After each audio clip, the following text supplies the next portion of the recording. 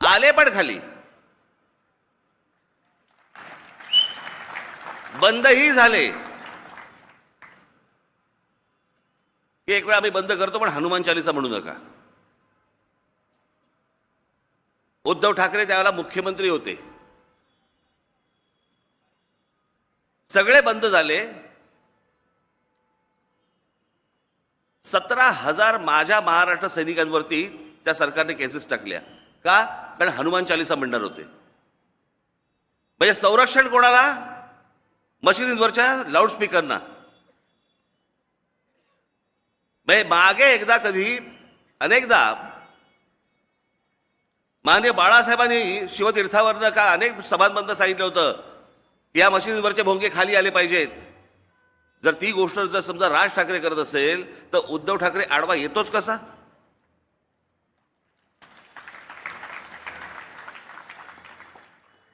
माझ्या महाराष्ट्र सैनिकांवरती 17,000 जणांवरती तुम्ही केसेस टाकता. तुमचा कल कळला आम्हाला कुठे आहात तुम्ही? ही काँग्रेस, जी स्वातंत्र्यवीर सावरकरांचा, हे राहुल गांधी, अक्कल पण नाही त्याला. स्वातंत्र्यवीर सावरकरांचा अपमान करते. त्या दिवशी आमच्या त्या काय आपल्या खासदार वर्षाताई गायकवाड, व्यासपीठावरती वर्षाताई गायकवाड त्या राहुल गांधींना शिवछत्रपतींची प्रतिमा देत होत्या. ती प्रतिमा त्यांनी घेतली, अशी बघितली, प्रतिमेकडे बघितलं आणि दुर्लक्ष केलं, दुसरीकडे तोंड फिरवलं. महाराजांची प्रतिमा देखील हातामध्ये घ्यायला जो माणूस, ज्याला लाज वाटते, त्यांच्याबरोबर जाऊन हे बसलेत. आणि का बसले होते? स्वतःचा स्वार्थ. बस मला मुख्यमंत्री करा. एका माणसाने सगळे अख्खी पक्षाची वाट लावली. अनेक लोक निघून गेले. त्या लोकांना हे म्हणतात गद्दार आहेत. अरे गद्दार तर घरात तिथे बसलाय, ज्यांनी पक्षाशी गद्दारी केली.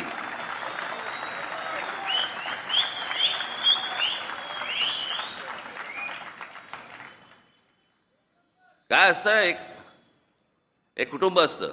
त्या कुटुंबामध्ये 3 मुलं असतात. पहिल्याचं लग्न होतं, सुनबाई घरामध्ये येते, सासूबाईशी पहिलं भांडण सुरू होतं.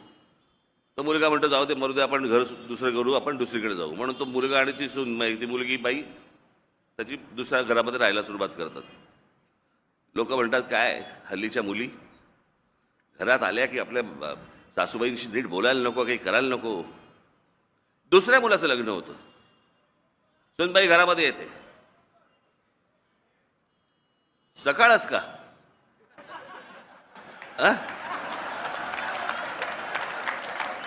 बसा, शांत बसा. मी रविवार असता तरी मी समजू शकलो असतो, सोमवारी पण दुकानदार आहे का बंद करून आलेला गुमास्ता? बस.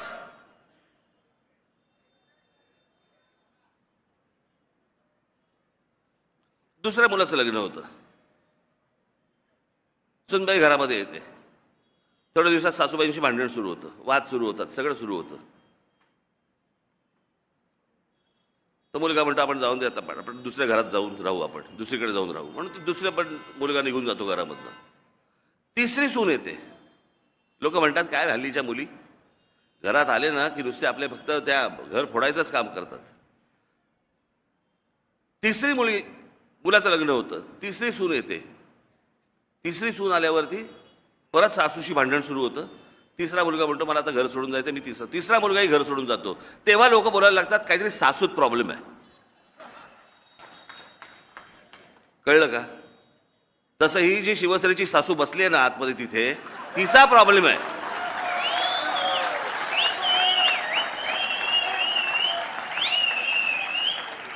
ही जी मुलं सोडून गेली ना त्यांचा नाही प्रॉब्लेम, प्रॉब्लेम सासूचा आहे.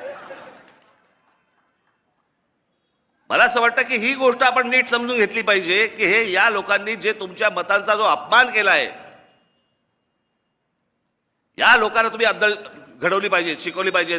तुमच्या मतांचा जो अपमान झाला त्याचा बदला तुम्ही घेतला पाहिजेत. मला असं वाटतं ही निवडणूक त्याची आहे. महाराष्ट्रामध्ये मी जे सतत सांगतोय ना की ज्या या सगळ्या गोष्टींची ज्यांनी प्रतारणा केली ना, ते जर परत परत जर समजा निवडून आले, मला असं वाटतं महाराष्ट्र संपला म्हणून समजायचं तुम्ही. पुढे काही नाही होऊ शकत आणि पुढे काय होऊ नाही शकत.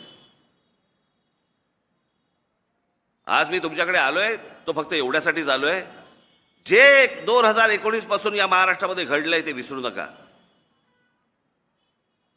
या सगळ्या गोष्टीला, सगळ्या अख्ख्या जे काही सगळं घडलंय, या सगळ्या गोष्टीला कारणीभूत फक्त एक माणूस आहे, एक माणूस, त्याचं नाव उद्धव ठाकरे. एक माणूस, दुसरं कोण नाही. तिथून सगळी सुरुवात झाली.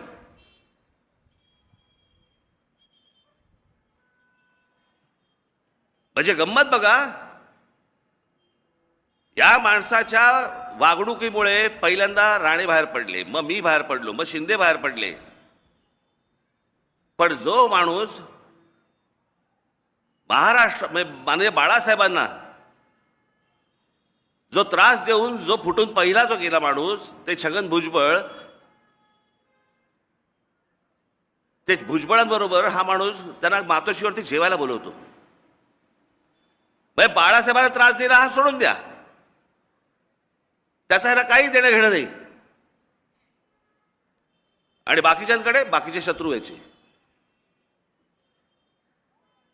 माननीय बाळासाहेबांकडे बघण्याचा यांचा दृष्टिकोन बघा, आणि ह्यांनी जी कृत्य केली आहेत ना, त्या पण गोष्टी बघा.